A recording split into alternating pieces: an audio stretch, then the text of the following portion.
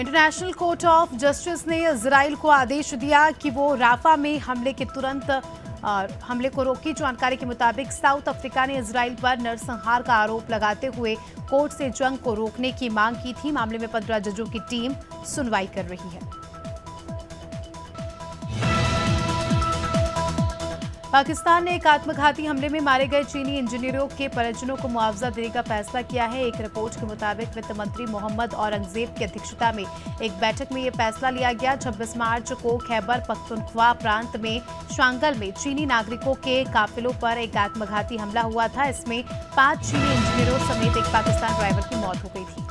2024 लोकसभा चुनाव के छठे फेज में 7 राज्यों और 1 केंद्र शासित प्रदेशों की 58 सीटों पर वोटिंग जारी है। जम्मू कश्मीर की अनंतनाग राजौरी सीट पर तीसरे फेज में चुनाव होना था, लेकिन इसे स्थगित कर दिया गया था। अब यहां छठे फेज में वोटिंग हो रही है। लोकसभा चुनाव के छठे चरण में बिहार की 8 सीटों पर वोटिंग जारी है। वाल्मीकि नगर की कुछ विधानसभाओं में वोटिंग 4 बजे तक होगी। वहीं इसके अलावा सभी सीटों पर शाम 6 बजे तक वोटिंग होगी। छठे चरण में कुल 1,49,32,165 वोटर्स मतदान में हिस्सा लेंगे। झारखंड की 4 लोकसभा सीट पर वोटिंग हो रही है। इन 4 सीट पर कुल 93 उम्मीदवार चुनावी मैदान में है। झारखंड में कुल 14 लोकसभा सीटें हैं। इनमें से अब तक 7 सीटों पर वोटिंग हो गई है। आज छठवें चरण में 4 सीटों पर मतदान हो रहा है। आखिरी चरण में 3 सीटों पर मतदान होगा।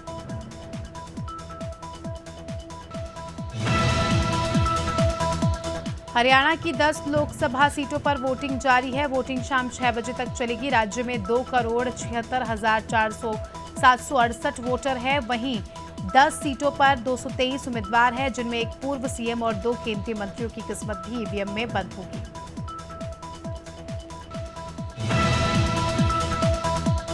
लोकसभा चुनाव के छठे चरण में दिल्ली की सभी 7 सीटों पर वोटिंग जारी है। इसी दौरान विदेश मंत्री डॉक्टर एस जयशंकर ने मतदान किया। विदेश मंत्री ने कहा कि हमने अभी वोट किया है। हम चाहते हैं कि भारी संख्या में आज मतदान हो, क्योंकि ये देश के लिए एक बहुत महत्वपूर्ण निर्णय है। और लोकसभा चुनाव के छठवें चरण की वोटिंग जारी है। इस दौरान पूर्व क्रिकेटर और बीजेपी सांसद गौतम गंभीर ने मतदान किया। स्वामी दयानंद सर्वोदय कन्या विद्यालय मतदान केंद्र में उन्होंने वोट डाला। बीजेपी सांसद गौतम गंभीर ने कहा कि हर किसी को मतदान करना चाहिए, क्योंकि ये हमारी शक्ति है। लोकसभा चुनाव के छठवें चरण के लिए सुबह 7 बजे से वोटिंग शुरू हो गई है। ऐसे में मतदाता बूथ पर पहुंचकर मतदान कर रहे हैं। ऐसी कड़ी में दिल्ली लोकसभा क्षेत्र से बीजेपी प्रत्याशी बांसुरी सुराज ने भी मतदान किया और उन्होंने मतदान केंद्र पर जाकर मतदान किया। इस दौरान उन्होंने जनता से भी ज्यादा से ज्यादा संख्या में वोट देने की अपील की। अंबेडकर नगर में छठवें चरण के लिए मतदान किया जा रहा है। बूथों पर लोग वोट देने के लिए पहुंच रहे हैं। ऐसे में बीजेपी प्रत्याशी Ritesh Pandey BN inter college पहुंचकर उन्होंने मतदान किया। इस दौरान उन्होंने जीत का दावा करते हुए कहा कि योजनाओं का लाभ जनता को मिल रहा है, उसका लाभ बीजेपी को मिलेगा।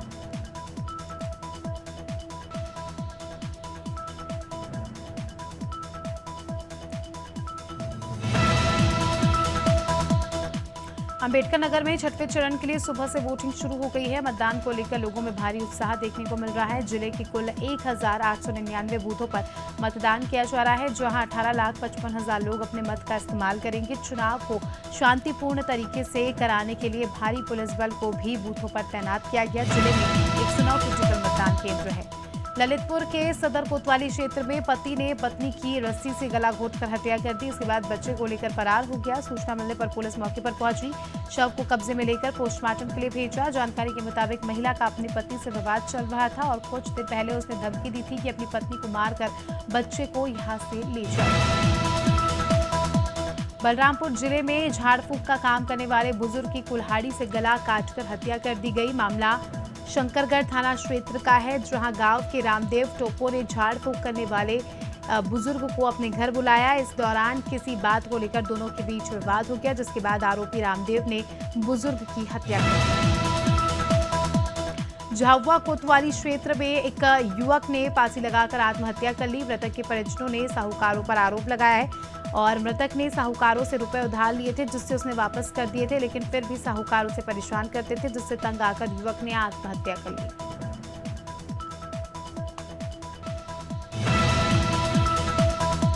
शिवपुरी के सिद्धेश्वर मेले में दो पक्षों में विवाद हो गया। इस बीच दोनों पक्षों में जमकर हाथापाई भी हुई। झगड़ा इतना बढ़ गया कि दोनों पक्ष एक दूसरे पर कुर्सियां फेंकने लगे, जिसके बाद मेले में भगदड़ मच गई। जानकारी के मुताबिक झगड़ा सीआरपीएफ जवान और सॉफ्टी दुकान मालिक के बीच हुआ। झगड़े के बाद दोनों पक्ष फिजिकल थाना पहुंचे, जहां पुलिस ने दोनों की लिखित शिकायत दर्ज की।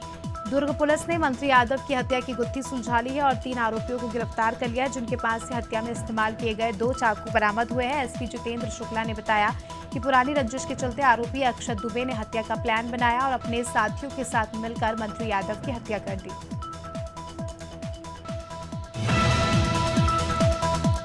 बुद्धूगढ़ की निवासी एक 16 वर्षीय की पिछले लगभग 1 सप्ताह से जो घर से गायब है, जिसकी सूचना परिजनों ने कोतवाली गंगोहा में दी, जिसका संज्ञान लेते हुए पुलिस ने तत्काल एफआईआर दर्ज करते हुए नाबालिग लड़की की तलाश शुरू कर दी। लेकिन पीड़ित मां का आरोप है कि पुलिस ने रिपोर्ट तो दर्ज की, लेकिन उसकी लड़की को तलाश नहीं कर रही है। इंस्पेक्टर एचएन सिंह ने बताया कि मामले की जांच चल रही है। खबर लांची से है, जहां 29 गौवंशों को कत्ल खाने जाने के से अंतर्राष्ट्रीय विश्व हिंदू परिषद के कार्यकर्ताओं ने बचाया।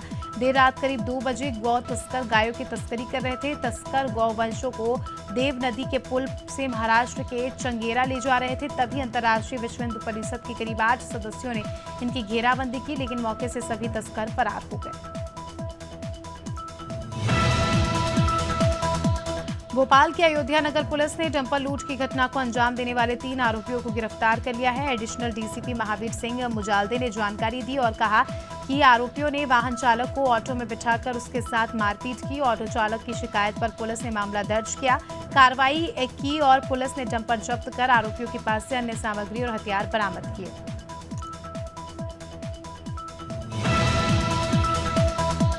बलरामपुर में राजपुर पुलिस ने ठगी करने वाले आरोपी को गिरफ्तार किया है। आरोपी सूरजपुर जिले के रामकोला का रहने वाला है, जो नौकरी के नाम पर ठगी की वारदात को अंजाम देता था। आरोपी ने एक बुजुर्ग से उसके परिवार के सदस्य की नौकरी लगने के नाम पर लाखों रुपए की ठगी की, जिसके बाद पीड़ित ने शिकायत कर पुलिस ने कार्रवाई करते हुए आरोपी को न्यायिक रिमांड में जेल भेजा।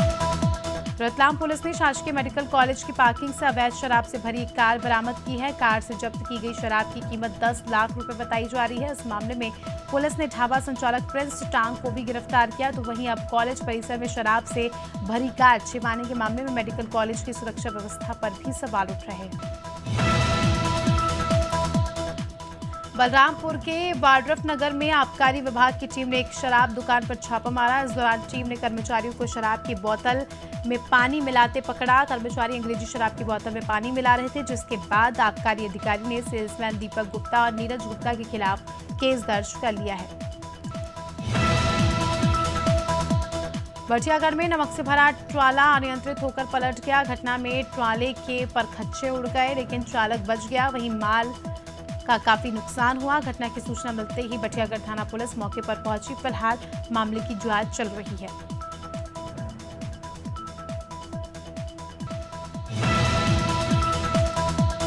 कासगंज में तेज रफ्तार का कहर देखने को मिला। एक मजदूर को अज्ञात वाहन ने टक्कर मार दी। हादसे में मजदूर गंभीर रूप से घायल हो गया। घटना सदर कोतवाली क्षेत्र की है। बीती रात मजदूरी करके वापस लौटा था, तभी हादसा हो गया। घटना की सूचना मिलते ही पुलिस मौके पर पहुंची और जांच शुरू कर दी है। अमरोहा में एक युवक की करंट लगने से मौत हो गई। घटना सेंदनगली थाना क्षेत्र की है और होटल पर कार्य कर रहे कारीगर की फ्रिज की सफाई करते समय करंट की चपेट में आकर मौत हो गई, जबकि होटल स्वामी का भाई करंट की चपेट में आकर मामूली सा झुलस गया।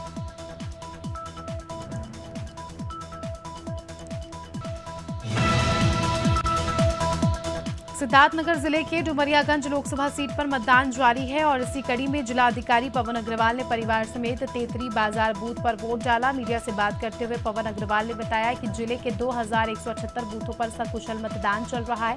वहीं उन्होंने सभी जनपद वासियों से मतदान करने की अपील की। और गाजीपुर में भारतीय जनता पार्टी के चुनाव कार्यालय हरिहर पैलेस तक पदयात्रा निकाली। गई और इस दौरान बीजेपी महिला मोर्चा अध्यक्ष साधना राय और नगर पालिका अध्यक्ष सरिता अग्रवाल मौजूद रही।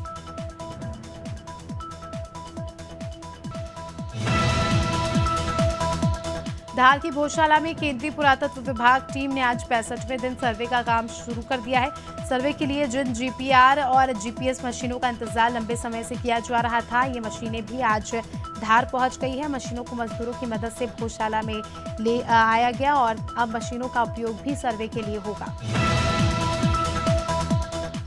उत्तर प्रदेश के अमरोहा में एक बुजुर्ग को 70 साल की उम्र में शादी करना महंगा पड़ गया। मामला रहरा थाना क्षेत्र का है, जहां के रहने वाले बुजुर्ग सुब्राती ने 50 साल की महिला ने शादी कर ली, जिसके बाद महिला घर में रखे सोने चांदी के जेवरात समेत लाखों का सामान लेकर फरार हो गई।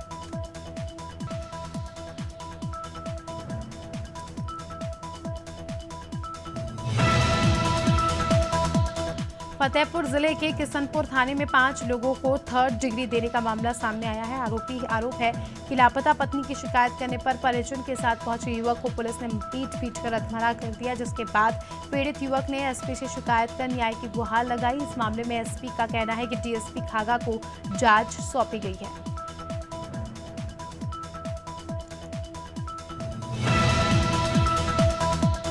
कन्नौज में लखनऊ आगरा एक्सप्रेसवे पर भीषण हादसा हो गया। यहां एक स्लीपर बस मक्का लदे ट्रक से टकरा गई और गिर गई। बताया जा रहा है कि बस चालक को झपकी आने के कारण यह हादसा हुआ। हादसे के समय बस में 30 यात्रियों में से 14 यात्रियों को गंभीर चोट आई है।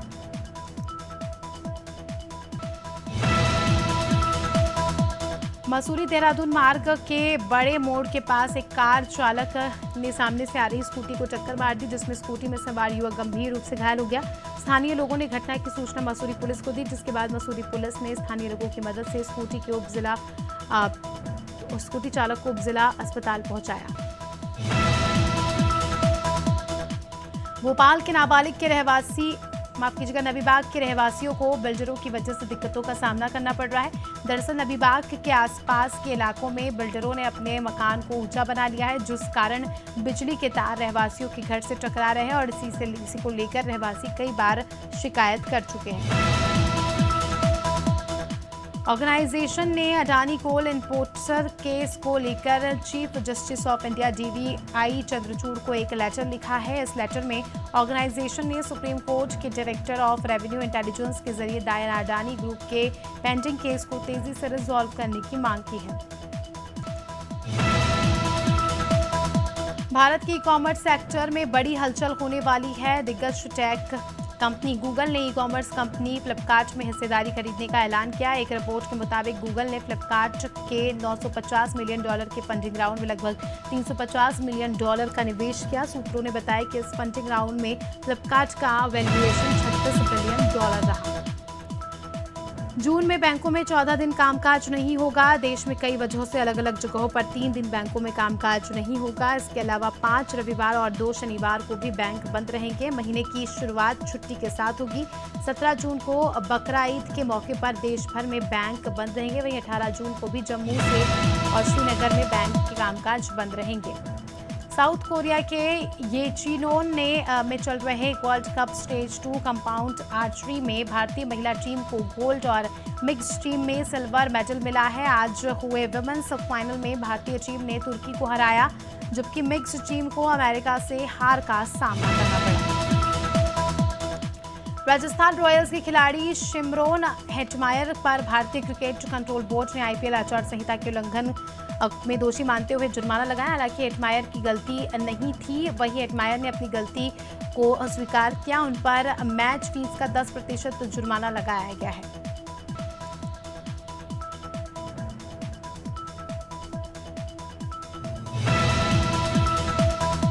सनराइजर्स हैदराबाद ने तीसरी बार आईपीएल के फाइनल में जगह बना ली है। टीम ने क्वालीफायर 2 में राजस्थान को 36 रन से हराया। चेन्नई के चेपॉक स्टेडियम में खेले गए क्वालीफायर 2 मुकाबले में राजस्थान ने टॉस जीतकर गेंदबाजी की। हैदराबाद ने 20 ओवर में 9 विकेट 175 रन बनाए। जवाब में राजस्थान 20 ओवर और 7 विकेट पर 139 रन ही बना सकी। अनु कपूर स्टारर अपकमिंग फिल्म हमारे 12 के प्रोड्यूसर और एक्टर ने मुंबई के वर्सवे पुलिस स्टेशन में शिकायत दर्ज कराई है। इस फिल्म के एक्टर्स और क्रू मेंबर्स को लगातार अज्ञात लोगों से मौत और दुष्कर्म की धमकियां मिल रही है और इस फिल्म में मनोज जोशी भी है। ये फिल्म 7 जून को सिनेमाघरों में रिलीज होने वाली है।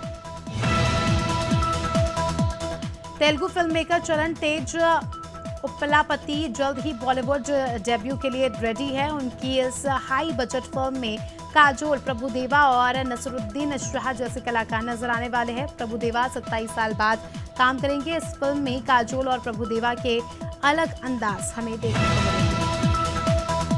मेरठ की मानसी माहेश्वरी की एनिमेटेड फिल्म बनीहुड ने 77वें कांस फिल्म फेस्टिवल में सिनेफ थर्ड प्राइज जीता है। 9 मिनट की इस फिल्म का प्रीमियर कांस में चलाया गया और जिसे दर्शकों ने काफी पसंद किया और पहला पुरस्कार भारतीय Kannada film sunflower were the first ones to ने लिया। राजेश खन्ना की फिल्म वफा में नजर आई एक्ट्रेस लैला खान के मर्डर केस पर बड़ी अपडेट सामने आई है। 13 साल बाद कोर्ट ने लैला खान के सौतेले पिता परवेज टाक को हत्या का आरोपी मानते हुए फांसी की सजा सुनाई। उन्हें एक्ट्रेस लैला खान समेत 6 लोगों का कत्ल करने पर दोषी पाया गया।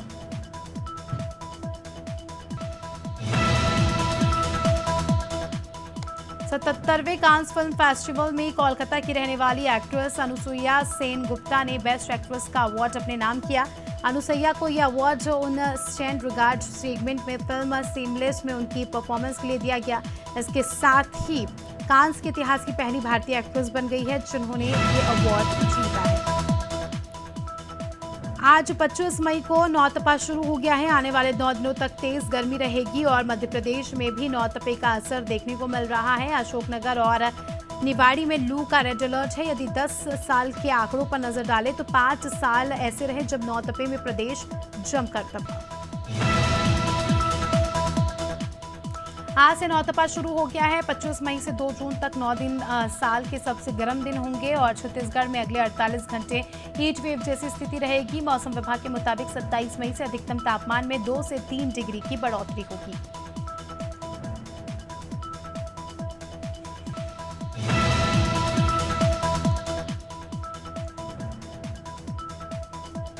उत्तर प्रदेश में आज नौतपा का पहला दिन है। इसका असर वेस्ट यूपी में ज्यादा देखने को मिला। दिन का तापमान जो 48 डिग्री तक जाएगा तो वहीं रात का टेम्परेचर 35 डिग्री के ऊपर बना रहेगा।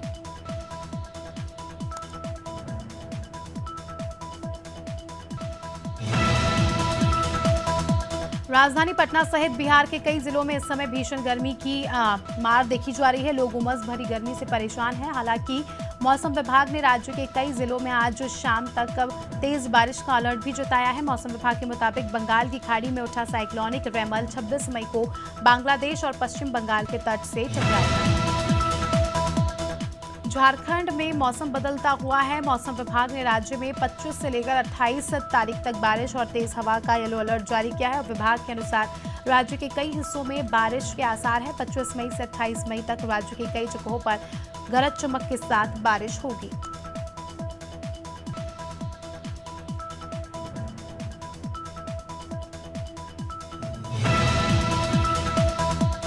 चंडीगढ़ में गर्मी के कारण लोगों का बुरा हाल है। तापमान एक बार फिर से 40 डिग्री सेल्सियस के ऊपर पहुंच चुका है। मौसम विभाग ने 28 मई तक के लिए हीट वेव का अलर्ट जारी किया है। न्यूनतम तापमान भी लगातार बढ़ता जा रहा है जिस कारण रात को भी लोगों को राहत नहीं मिल रहा है और सुबह से ही सूरज की तेज किरणें देखने को मिल रही है।